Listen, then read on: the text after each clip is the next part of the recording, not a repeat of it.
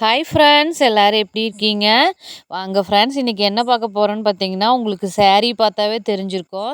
Colour வந்து எவ்வளோ சூப்பரான, அதாவது பிஸ்தா க்ரீன் கலரில் ஸ்கை ப்ளூவும் இல்லாமல் க்ரீனும் இல்லாமல் ஒரு சூப்பரான கலரு. கான்ட்ராஸ்டான பல்லு ப்ளஸ் வந்து ப்ளவுஸும் நமக்கு கான்ட்ராஸ்ட்டாக கொடுத்துருக்காங்க. இது வந்து காப்பர் பேஸ்டு saree ப்ளஸ் வந்து நமக்கு என்னன்னு பார்த்தீங்கன்னா லே லேக்டின்ஸும் எவ்வளோ லென்த்தாக கொடுத்துருக்காங்க பாருங்கள். அதனால் வந்து நமக்கு இந்த சாரீக்கு என்ன வந்து டிசைன் நான் ஸ்டிச் பண்ணியிருக்கேன் அப்படிங்கிறத உங்களுக்கு காட்ட போகிறேன். ஓகே ஃப்ரெண்ட்ஸ், வாங்க வீடியோக்குள்ளே போகலாம். ஃபஸ்ட்டு நம்ம என்ன எடுத்துக்கிறோன்னா, சாதாரண ரவுண்ட் நெக்கில் தான் இதை டிசைன் பண்ண போகிறேன். ரவுண்ட் நெக்லேயே இவ்வளோ கிராண்டாக டிசைன் பண்ண முடியுமா அப்படின்னு நீங்கள் யோசிப்பீங்க. வாங்க ஃப்ரெண்ட்ஸ், இதுக்கு வந்து நான் தனியாக சில்க் காட்டன் தான் எடுத்திருக்கேன். கைக்கு வந்து பஃப் ஸ்லீவ் வச்சு யூஸ் பண்ணியிருக்கேன். நெக்குக்குமே நான் வந்து சில்க் காட்டன் தான் எடுத்திருக்கேன். ரெண்டுக்குமே தனித்தனியாக சில்க் காட்டன் எடுத்தாச்சு. நெக் லைன் வந்து நம்ம மார்க் பண்ணிக்கலாம். மார்க் பண்ணிவிட்டு இப்போ 2.5 இன்ச்சு நெக் ஓப்பன் விட்டுருக்கிறேன். அதில் 5 இன்ச்சு மார்க் பண்ணிவிட்டு நான் அதுக்கப்புறம் வந்து கரெக்டாக அந்த 1/4 இன்ச்சு கேப்லேயே நீங்கள் ஸ்டிச் பண்ணிவிட்டு வாங்க. அதாவது ஒரு சைடு 1/4 இன்ச்சு, ஒரு சைடு கொஞ்சம் கம்மி எச்சு கம்மியாக இருந்ததுன்னா அந்த நெக் ஷேப் வந்து ரவுண்டு கரெக்டாக வராது. அதனால் வந்து இந்த மாதிரி கரெக்டாக நீங்கள் 1/4 இன்ச்சு கேப்பில் அடிச்சுட்டு இதை வந்து சுற்றி வரமே ஸ்டிச்சு போட்டு எடுத்துக்கோங்க. சின்ன சின்ன சிசர் கட் கொடுத்தீங்கன்னா உங்களுக்கு அழகாக வந்து அந்த பீஸ் வந்து திரும்பி வரும்.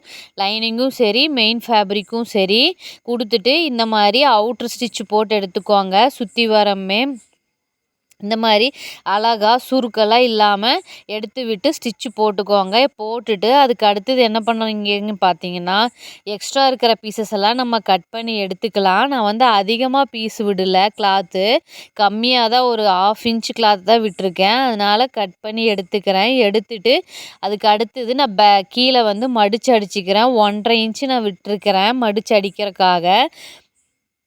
ஓகேங்களா? அதை வந்து மார்க் பண்ணிவிட்டு மடித்து அடிச்சுக்கிறேன். ஃபஸ்ட்டு ஒரு மடி மடிச்சுட்டு அதுக்கப்புறம் இன்னொரு மடி மடித்து இந்த மாதிரி அடித்து எடுத்துக்கிறேன். அடிச்சிட்டிங்கன்னா இப்போ வந்து நம்ம மேலேயும் அடித்து திருப்பியாச்சு, கீழேயும் மடித்து அடித்தாச்சு. அடுத்து டாட்டு தான் பேக்கில். இந்த மாதிரி மடிச்சுட்டு இந்த மாதிரி மார்க் பண்ணி நீங்கள் டாட் பிடிச்சிங்கன்னா உங்களுக்கு வந்து டாட் வந்து சென்டர் கரெக்டாக இருக்கும். எச்சு கம்மியாக வராது. சில பேர் இஷ்டத்துக்கு டாட் பிடிப்பாங்க. அது வந்து அந்த அளவுக்கு ஃபினிஷிங் கொடுக்காது.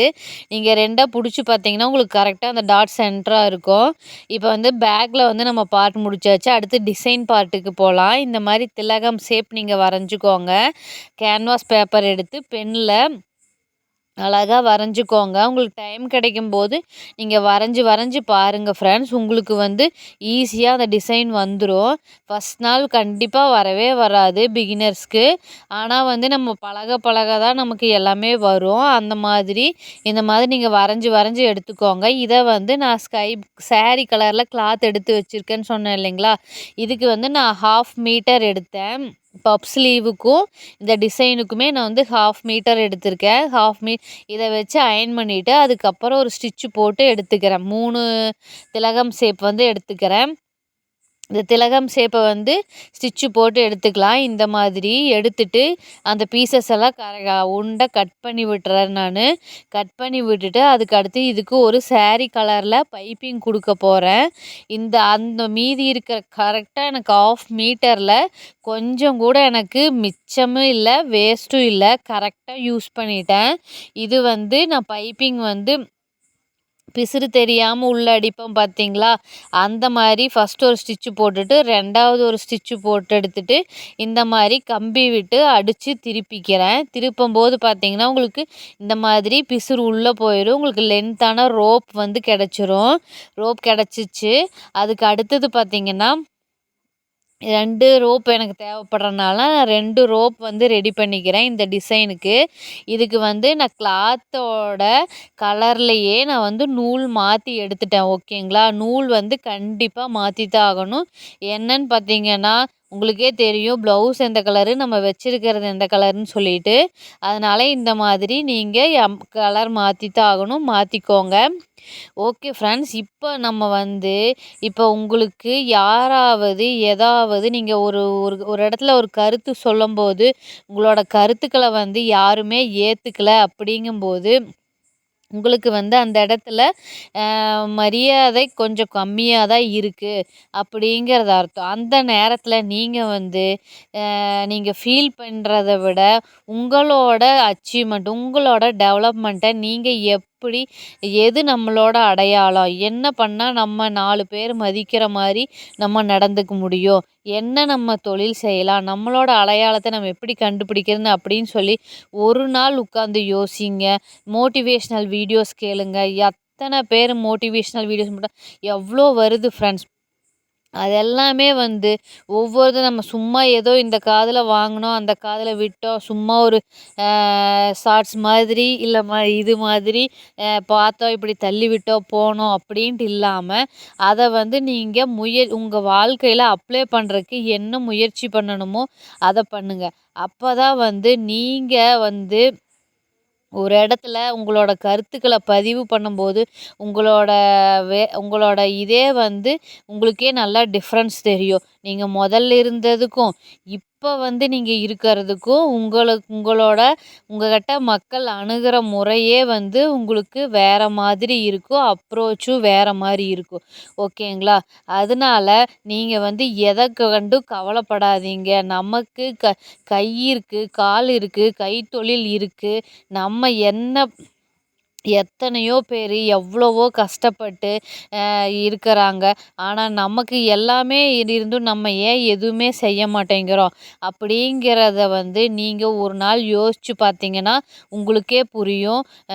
நம்ம ஏன் இப்படி இருக்கிறோம்? நம்மளோட இது அடையாளம் இது. நம்ம என்ன பண்ணலாம்? அப்படின்னு ஒரு ஐடியா உங்களுக்கே கிடைக்கும். ஓகேங்களா?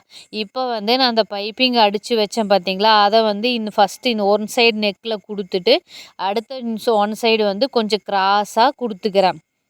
ஒரே மாதிரி நெக்லைன் எடுத்துக்கல. கீழ வந்து நான் மடிச்சு அப்படியே விட்டுறேன். அதில ஒரு ஸ்டிச்சு போட்டு எடுத்துக்கலாம். ஓகேங்களா? இப்போ வந்து எனக்கு ஒரு பார்டர் வந்து ரெடி ஆயிருச்சு. அடுத்தது வந்து இப்ப நான் ரெடி பண்ணத வச்சு பார்க்குறேன். பார்த்துட்டு அதுக்கப்புறம் இன்னொரு ஸ்டிச்சுமே நீங்க போட்டு எடுத்துக்கோங்க இந்த மாதிரி. ஓகேங்களா?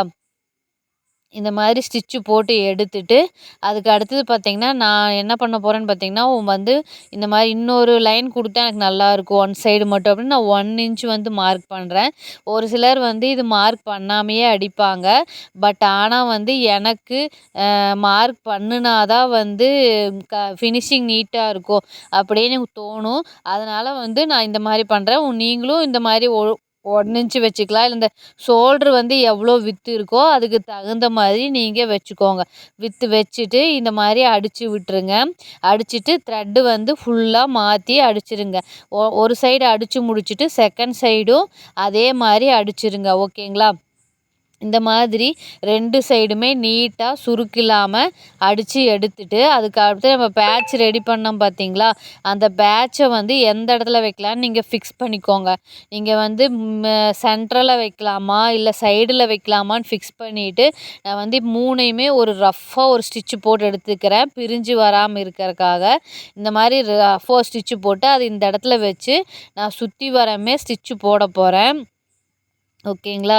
பாருங்க இந்த மாதிரி ஸ்டிச்சு போட்டு ஃபுல்லா அடிச்சு திருப்புறது கிடையாது. டபுள் ஸ்டிச்சு போட்டு எடுத்துக்கோங்க ஸ்ட்ராங்கா. இந்த மாரி எடுத்துட்டு, அதுக்கு அடுத்தது பார்த்தீங்கன்னா, ஒரு பட்டன் வந்து நான் ஸ்டோன் பட்டன் வந்து வச்சிருக்கேன். அது வந்து ரொம்ப அழகா இருக்கும். ப்ளவுஸுக்கும் நீட்டா எடுத்து குடுக்கும்.